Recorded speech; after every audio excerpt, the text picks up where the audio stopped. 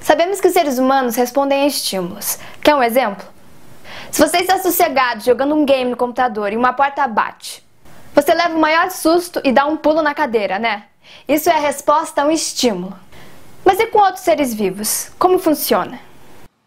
A fotossíntese é a resposta a um estímulo. Os vegetais não dão pulos no vaso, eles reagem a estímulos de forma menos exagerada.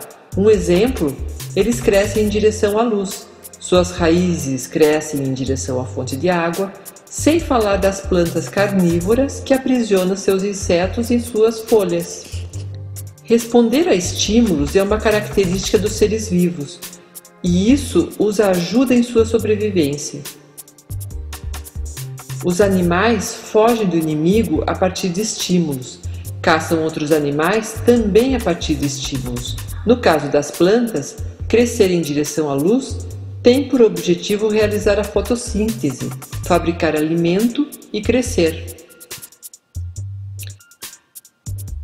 A fotossíntese é um processo realizado pelos vegetais clorofilados e pelas algas, onde eles retiram gás carbônico e água do ambiente e o transformam em açúcar e oxigênio. Esse processo é de suma importância para toda a cadeia de seres humanos sobre a Terra. Se por um lado as plantas precisam da fotossíntese para se alimentar, outros seres, que são heterótrofos, dependem indiretamente do resultado da fotossíntese. Os seres capazes de originar seu próprio alimento a partir da fotossíntese, material orgânico ou quimiossíntese, são denominados autótrofos, como as bactérias, as algas e as plantas. Os seres heterótrofos se alimentam de matéria pronta ou ainda de outros seres, como os animais, alguns fungos e algumas plantas. Reprodução dos seres vivos. Os seres vivos têm a capacidade de produzir miniaturas de si mesmo por meio da reprodução das espécies. É por meio dela que animais e vegetais mantêm ao longo das gerações as características fundamentais de sua espécie e fazem a sua perpetuação. Esse mecanismo de passagem das características de um ser para outro está ligado ao material genético que se encontra no núcleo das células. Esse material se chama cromatina e há pouco mais de 50 anos descobriu-se que ela é formada pela substância chamada DNA.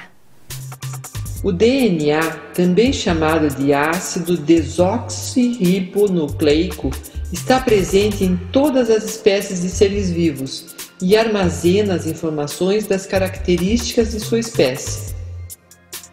Cada DNA tem o tipo de código da espécie que pertence. Portanto, o DNA de galinhas é diferente do DNA de porcos, e isso permite que porquinhos se pareçam com outros de sua espécie.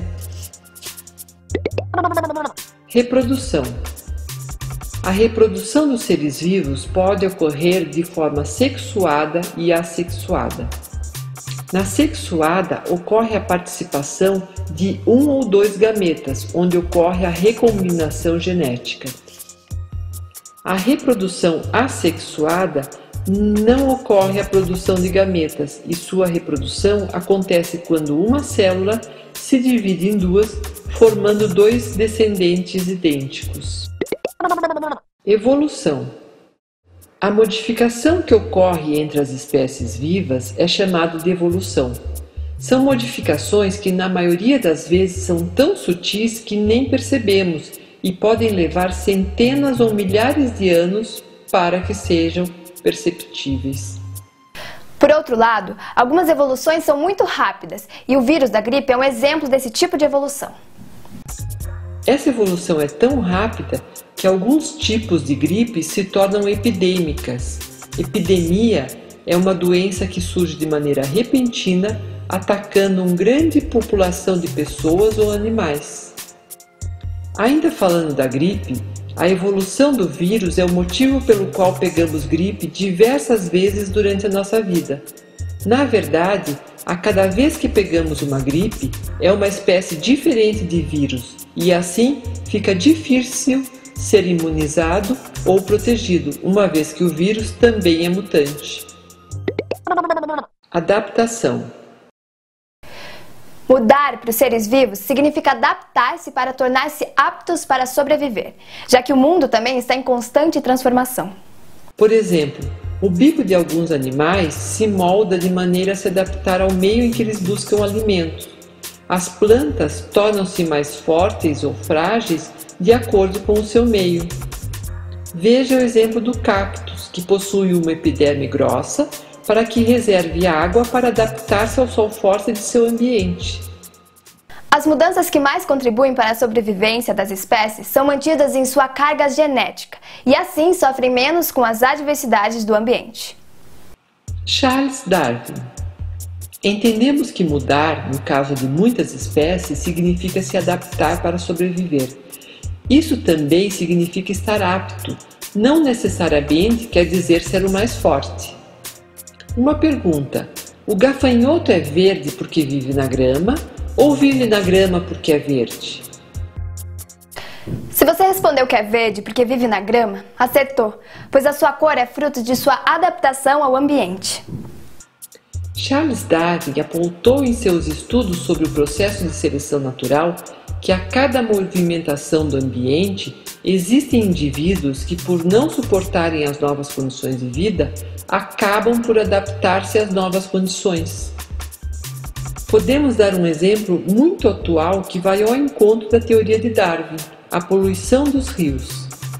Devido a esse fenômeno, alguns peixes que em tempos atrás morriam devido aos elementos tóxicos despejados nos rios, por meio da adaptação, não morrem mais.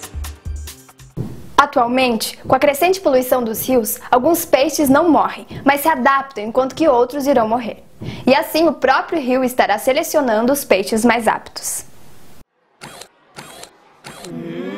Já entendi!